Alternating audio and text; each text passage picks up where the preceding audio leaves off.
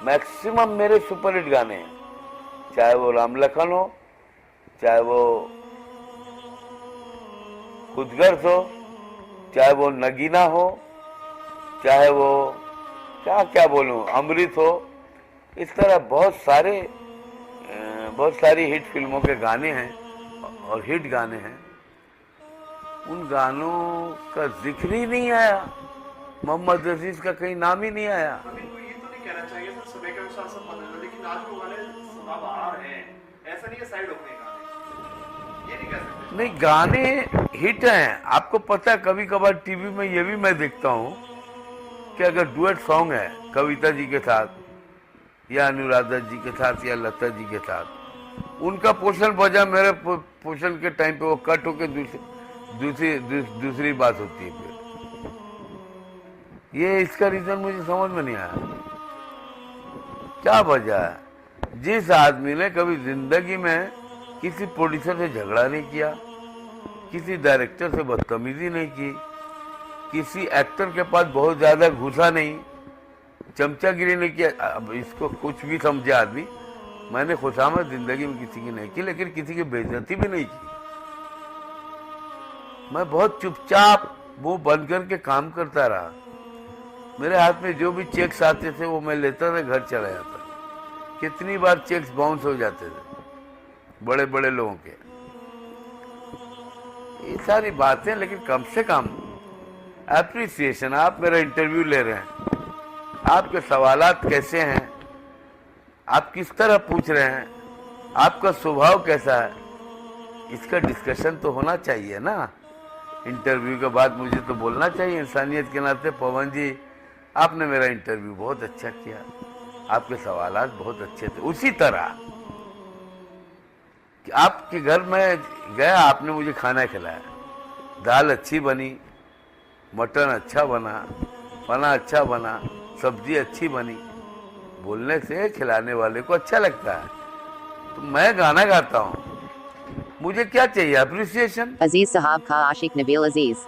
मेरा नाम ही, मेरी चर्चा ही कहीं नहीं हो तो दुख होता है। कह रहे इतना बड़ा बड़ा हिट देने वाला इंसान, उसका नाम नहीं आता। आज किसी अवार्ड फंक्शन में मुझे इनवाइट नहीं करते हैं। इतने बड़े बड़े अवार्ड फंक्शन होते हैं, मैं एक लेमैन की तरह घर पे बैठ के टीवी में देखता हूँ। आपको लगता है कमजोरी कहाँ पर है आपकी नजर में, क्या लगता है? मेरी क्या कमजोरी भैया? आपकी नजर में क्या लगता है, कहाँ कमजोरी है? कोई बंदा है या फिर कुछ लोग मुझे ऐसे नहीं हैं मालूम। कि हो मुझे सकता है इसलिए नहीं बुलाते कि सारा क्रेडिट मोहम्मद जी को जाएगा, या फिर कल को खड़े हो जाए गाने की रॉयल्टी मुझे दो, ऐसा तो नहीं है? अरे नहीं यार, रॉयल्टी क्या, पैसे को मैंने कभी जिंदगी में अहमियत ही वो नहीं लोग दी। सोचते होंगे इस चीज को शायद।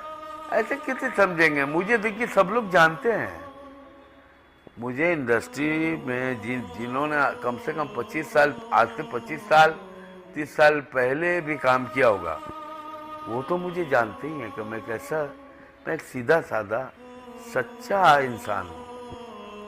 मैं फकीर आदमी हूँ, सच्चा कलाकार हूँ। मैं बड़ों को इज्जत देने वाला, छोटों को प्यार देने वाला, गुणी लोगों को अप्रिशिएट करने वाला इंसान हूँ। कभी सर आपको अनिल कपूर की तरफ से, अमिताभ बच्चन के साहब की तरफ से कॉल आया कि खुदा गवाह काफी हुई है, या जो भी फिल्में हैं अभी, कभी आप पर्सनल मिले? नहीं, मेरे तो आपको बताऊं, मेरे जितने भी एक्टर्स हैं जिनके मैं गुणगान करता हूं, जिनको मैं प्यार करता हूं,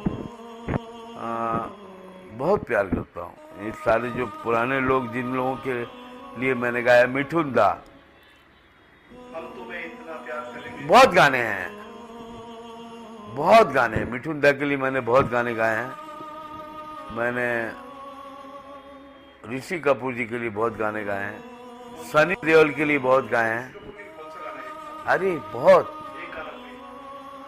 आजकल याद कुछ और रहता नहीं, एक बस आपकी याद आने के बाद, याद आने से पहले चले आइए और फिर जाइए जान जाने के बाद।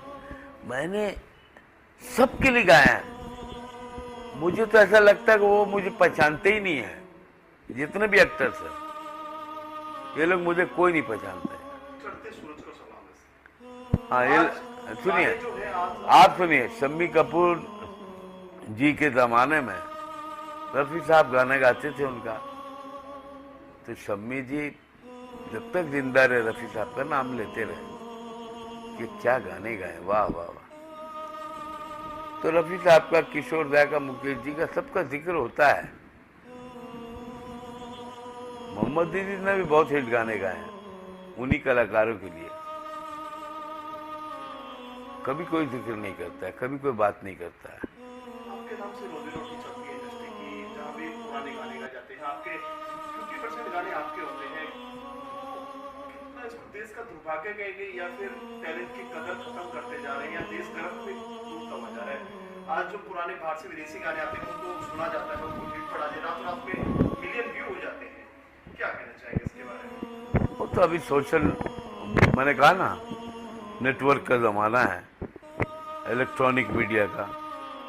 तो आज तो जो इंडस्ट्री में नहीं भी है वो भी कोई गाना गा के यूट्यूब में डाल देता है, उसके भी बहुत सारे व्यूअर्स हो जाते हैं। आजकल पॉपुलर होना बहुत आसान है। आपके टाइम का कोई स्ट्रगल का वाकया बताइए, क्योंकि आज आपने बताया आजकल पॉपुलर होना आसान है, घर बैठे बैठे आदमी बाहर नहीं भी जाए तो भी पॉपुलर हो जाता है। उस टाइम में आपको घूमना पड़ता था, कोई ऐसा वाकया बताइए अपने स्ट्रगल के दिनों का। बहुत सारे वाकया हैं, मैं वाकयात एक हैं। वाकया सर अपना शेयर करेंगे हमारे साथ, बहुत कम इंटरव्यूज आपके मिलते हैं। नहीं, लक्ष्मी जी के साथ एक वाकया था, वो तो मैंने बहुत बार कह दिया है बहुत जगह। अब मैं थोड़ा सा अलग बोल रहा हूँ। मैं आर.डी. बर्मन साहब के पास गया था गाना सुनाने के लिए। तो बर्मन साहब के यहाँ माइक लगा हुआ है म्यूजिक रूम में, तो उन्होंने कहा सुनाओ कुछ।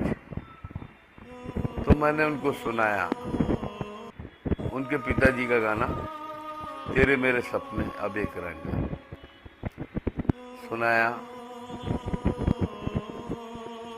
ठीक है, तो मुझे कहते थोड़ा उच्चारण सही कर लो।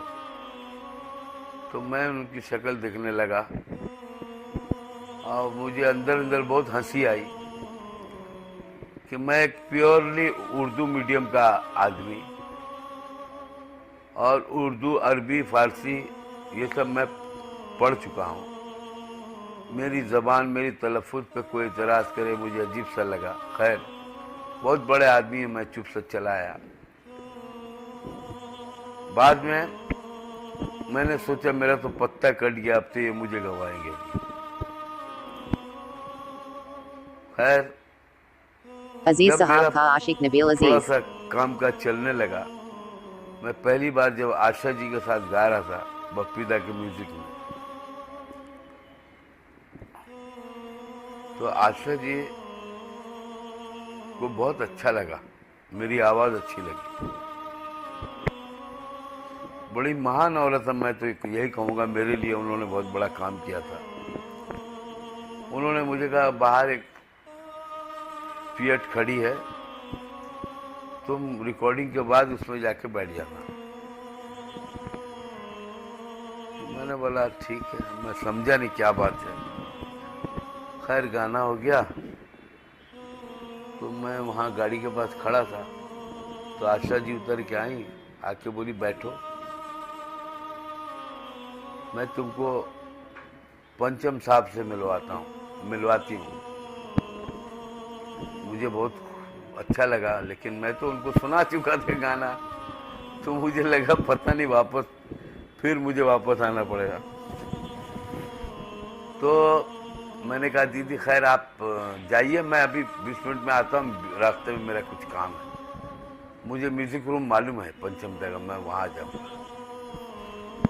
खैर, मैं पहुँच गया थोड़ी देर के बाद। तो आशा जी ने, पंचम दा ने मुझे देखा, तो तो आशा जी ने बोला मैंने इनको बुलाया है, अभी